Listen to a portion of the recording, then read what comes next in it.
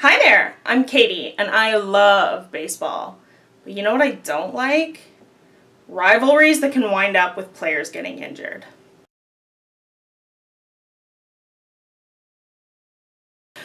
So the Orioles-Red Sox rivalry is getting out of control.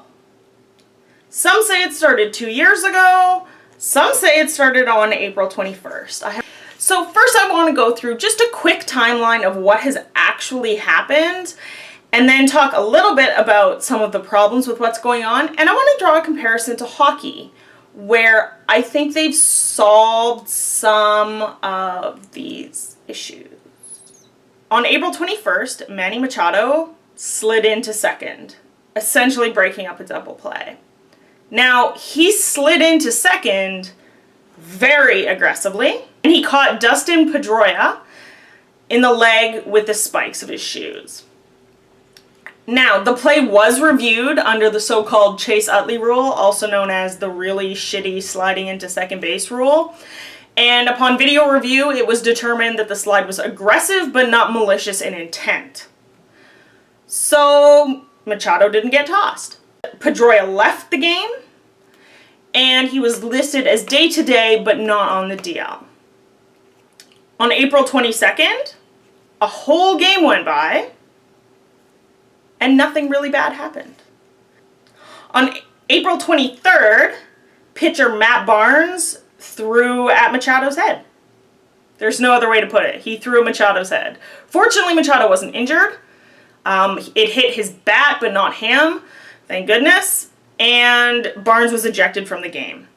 During and after the game, Dustin Pedroia said he was not involved in any retaliation, he didn't like the way it was done, and he did not want anything to continue. He said he's been playing second base for years in MLB, for years in baseball, and he didn't feel like Machado's slide was a big deal. It was unfortunate that he was hurt, but please, everybody chill the fuck out. So Pedroia moved really quickly to put a lid on it. During the game, shots of the dugout showed him clearly mouthing, "That wasn't me," at Manny Machado. So Dustin Pedroia, from the outside at least, looks like he's totally not involved, and I believe that. And I don't think he would be as vocal about it if he had been involved in it. On April 24th, we found out that Barnes was suspended for 4 games, as well as fined an undisclosed amount.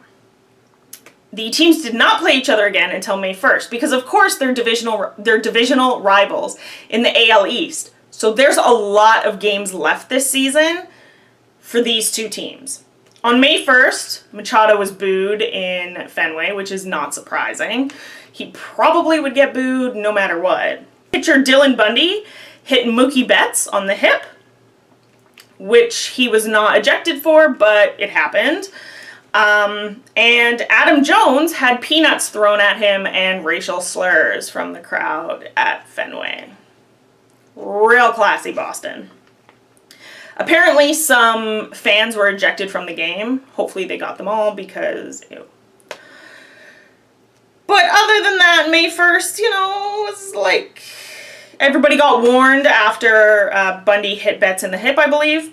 On May 2nd, there was a standing ovation for Adam Jones at Fenway, which, now that is classy, Boston. I'll give you that.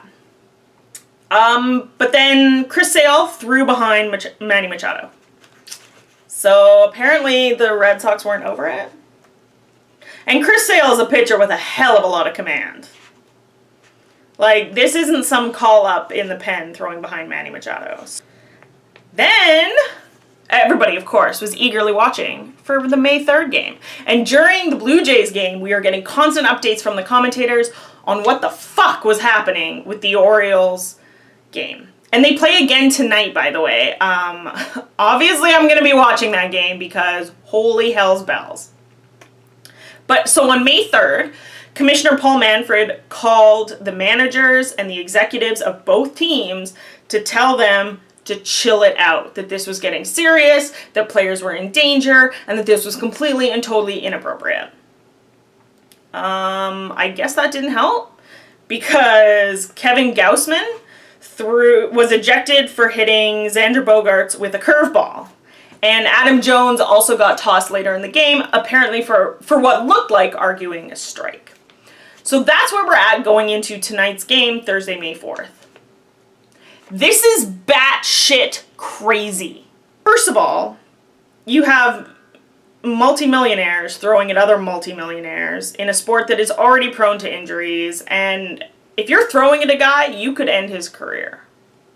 The Blue Jays recently had a bit of an issue with Joe Biagini because he hit Steven Souza Jr. on the hand, and at first it looked like his hand might have been broken. It turns out to just be a severe contusion, but he's still out for several games, and in retaliation, a pitcher threw behind Jose Bautista. This whole you hit our guy, we'll hit your guy thing, this whole punishing someone for what happened on the field has to stop. Hockey used to have a major problem with retaliatory hits, and you know what they did? They handed out stiffer penalties, and they started suspending and fining guys for retaliatory hits. And the suspensions that are being handed out aren't good enough in Major League Baseball.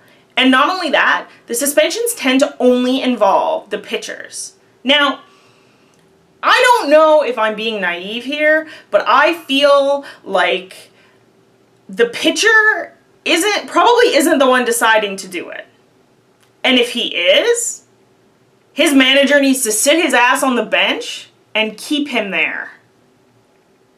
Because that behavior is completely unacceptable.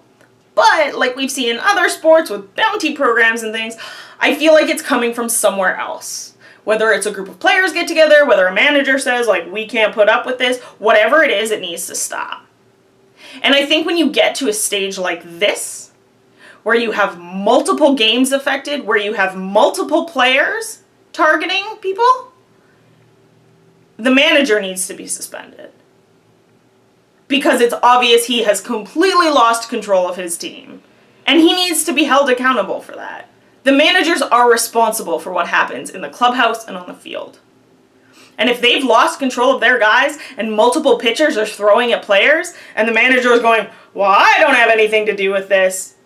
What fucking ever. I don't believe that for a second. And if you're actually that bad at keeping your players from attempting to seriously harm others, you don't deserve the job.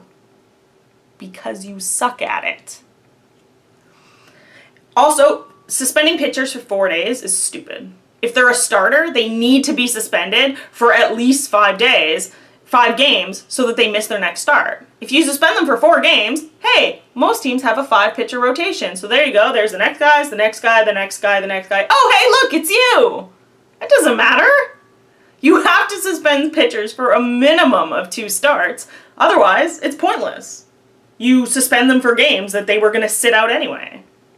I honestly think, especially when you get to the point where you've had multiple pitchers thrown out, maybe there's an escalating suspension. Maybe if you're the first pitcher thrown out, you get 10 games. If you're the second pitcher on the same team that gets thrown out for the same situation, maybe you get 15. Because obviously, getting thrown out for 4 is not a deterrent because it happened again. And again, quite frankly. This has to stop. Manfred needs to do a lot more than just getting on the phone with managers and saying, please, please, please, please, please, stop fighting. He needs to start turfing people. He needs to start finding them a hell of a lot more money if they're going to try to use money as an incentive. But I think the managers have to go out. If they've lost control of their team to that extent, if them telling their players do not throw at a guy is not working, then they might as well be sitting there telling them to throw at them. Whatever it is, we need serious penalties for retaliation. Like, gone for 10 games, gone for 15 games. None of this 4 games and an undisclosed amount. And managers need to be suspended as well. If managers are going to tell their team to throw at guys, or not try to do everything possible to stop them, then they need to go too.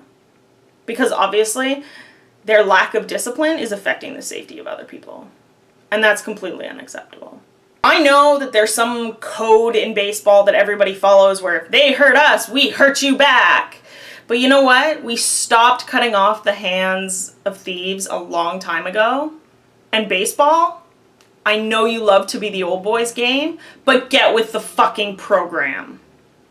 Let me know in the comments below what you think of this batshit crazy situation. Like, who do you think you are? Roughneck Odor? Are you gonna punch a guy a season later to deal with it? Honestly. Move the fuck on. This is insane and it's dangerous.